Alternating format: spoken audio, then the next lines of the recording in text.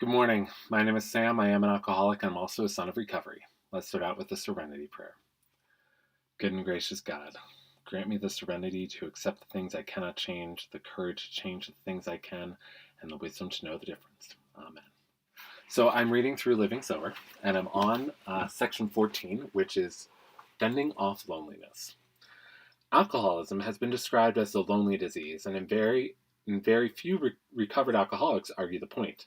Looking back at the last years or months of our drinking, literally hundreds of thousands of us remember feeling isolated, even when we were among a lot of happy, celebrating people. We often felt a deep sense of not belonging, even when we cheerfully acted sociable. Many of us have many of us have said we drank originally to be a part of the crowd. Many of us felt we had to drink to get in, and to feel that we fitted in with the rest of the human race. It is an observable fact, of course, that our chief use of alcohol was egocentric. That is, we poured it into our own bodies for the effect we felt within our own skin. Sometimes that effect momentarily helped us to behave sociably or temporarily assuaged our inner lonesomeness. But when the effect of alcohol wore off, we were felt feeling more set apart, more left out, more different than ever, and sadder.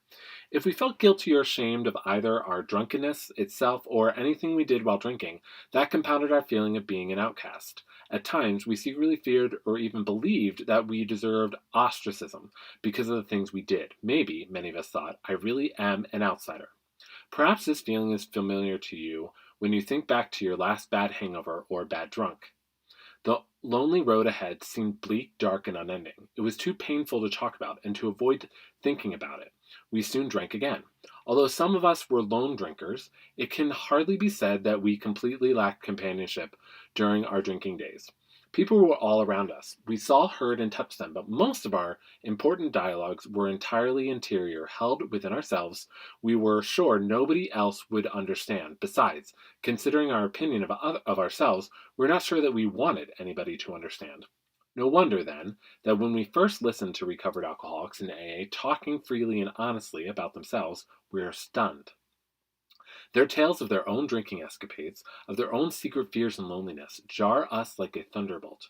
We discover, but can hardly dare to believe right at first sight, that we are not alone.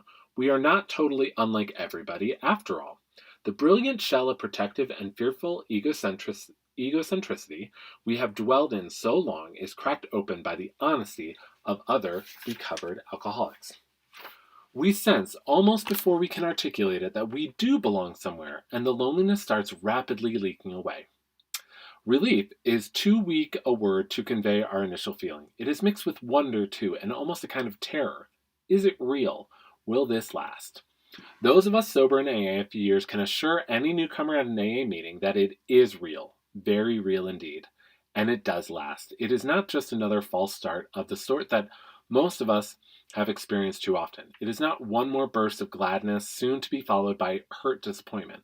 Instead, as the number of people now sober for decades in AA swells each year, we see before our eyes more and more hard proof that we can have a genuine and enduring recovery from the loneliness of alcoholism. Still, getting over years long, deeply ingrained habits of suspicion and other protective mechanisms can hardly be an overnight process. We have become thoroughly conditioned to feeling and acting misunderstood and unloved, whether we really were or not. We are accustomed to acting like loners. So, after we first stop drinking, some of us may need a little time and a little practice to break out of our customary solitude. Even though we begin to believe we are not alone anymore, we sometimes act and feel in the old ways. We're green at reaching out for friendship, or even accepting it when it is offered. We're not quite sure how to do it or whether it will work. And that piled up super heavy burden of years of fear still can drag at us. Therefore, when we start to feel a bit lonely, whether we are actually physically alone or not, the old routines and the balm of booze can easily entice us. Now and then, some of us are even tempted just to give up and go back to the old misery. At least it is familiar, and we wouldn't have to work hard to recapture all the expertise we achieved at the drinking life. Telling an AA group about himself, a fellow once said that being a drunk from his teenage years to his 40s was a full-time occupation, and he passed by most of the things North American males usually learn as they grow into young manhood. So, there he was in his 40s, he said, sober. He knew how to drink and brawl, but he'd never learned a vocational or professional skill, and he was ignorant of most social graces. It was awful, he declared. I didn't even know how to ask a girl for a date or what to do on one. And I found there aren't any classes on how to date for 40-year-old bachelors who never learned.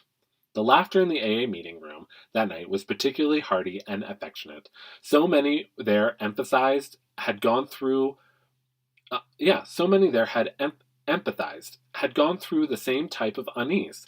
When we feel such awkwardness, incongruous at 40 or even 20 these days, we might think we are pathetic, even grotesque, were it not for the many rooms full of understanding AA people who have known that very type of fear and can now help us to see the humor in it all.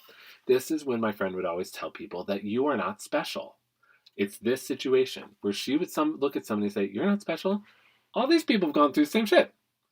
And I always loved when she would say that to us um, because it's important to understand that like, as I said before, I got a DUI. I parked my car in the exit lane of a parking garage. And that sounds pretty unique. I've actually met several other people who have done the same thing and got arrested that way as well. So it's not that unique. Um, and so you are not alone. That is the point with saying you're not special. It's saying you're not alone. And I love that. So we can smile as we try again until we get it right. We do not have to give up in secret shame anymore. We do not have to renew our old, hopeless attempts to find social confidence in the bottle, where we found loneliness instead. That is just one extreme example of the kind of all arms and legs feeling some of us get when we first set sail on sobriety. It illustrates how dangerously lost we might be if we tried to go it alone. There might be one chance in millions that we'd make the voyage somehow. But we know now that we do not have to proceed all on our own. It is far more sensible, safer, and surer to do it in the company of the whole happy fleet going in the same direction. And none of us need feel any shame at all at using help, since we all help each other. It is no more cowardly to use help in recovering from a drinking problem than it is to use a crutch if you have a broken leg. A crutch is a beautiful thing to those who need it and to those who see its usefulness. Is there really anything heroic in a sightless person stumbling and groping just because he or she refuses to use easily obtained assistance? Foolish risk taking, even when it is not at all necessary, sometimes does get undeserved praise, but mutual helpfulness, since it always works better, really should be more prized and admired. Our own experience at staying sober overwhelmingly reflects the wisdom of using whatever good help is available in recovery from a drinking problem. Despite our great need and desire, none of us recovered from alcoholism solely on our own. If we had, of course, we we would have had no need to approach AA, a psychiatrist, or anyone else for aid. Since no one can live totally alone, since all of us are dependent to some degree on our fellow human beings for at least some goods and services, we have found it sensible to accept that particular reality and to work within it in the highly important venture of getting over our active alcoholism. Thoughts of a drink seem to sneak into our minds much more smoothly and slyly when we are alone. And when we feel lonesome and an urge for a drink strikes, it seems to have special speed and strength. Such ideas and desires are much less likely to occur when we are with other people, especially other non-drinkers. If they do occur, they seem less potent and more easily put aside while we are in touch with fellow AA members. We are not forgetting that almost everyone occasionally needs time to himself or herself to collect thoughts, take stock, get some things done, work out a private situation, or just vacation from the stress of the usual day. But we have found it dangerous to become too indulgent about this, especially when our mood becomes a bit morose or self-pitying. Almost any company is better than a bitter privacy. Of course, even at an AA meeting, it is possible to want to drink, just as people can feel lonely in a crowd. But the odds against taking the drink are much better in the company of other AAs than they are when we are alone in our room or in a hidden corner of a quiet, deserted bar room. When we have when we have only ourselves to talk to, the conversation gets kind of circular. More and more, it excludes the sort of sensible input other people can supply. Trying to argue yourself out of a drink is rather like attempting self-hypnosis. Often, it is about as effective as trying to persuade a pregnant mare not to foal when her term has come. For these reasons, then, we when we suggest avoiding fatigue and hunger, we often tie in a mention of one more hazard to make it a triple play. Don't let yourself get too tired, too hungry, or too lonely. Check it out. If the notion of taking a drink crosses your mind at any time soon, pause to consider. As often as not, you are likely to find you are not in one or more of those three high risk conditions. Tell somebody fast. That at least starts to relieve the loneliness, and that is the truth. None of us are alone. None of us need to be alone. We only isolate ourselves. And I mean, unfortunately, in the pandemic, we actually had to be alone, and that caused a lot of people to relapse, which is really why I started reading this stuff, was because even though I'm thankfully I'm married and I have a wonderful spouse who supports me, I still need to do my AA stuff, and so that's why I started reading this stuff, was to do my own 12-step work of getting it out there, but also just to read the literature regularly and have it in my hands all the time and give it out to other people. So let's pray.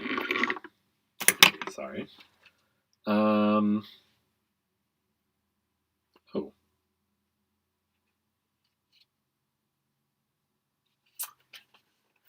So, the universal prayer.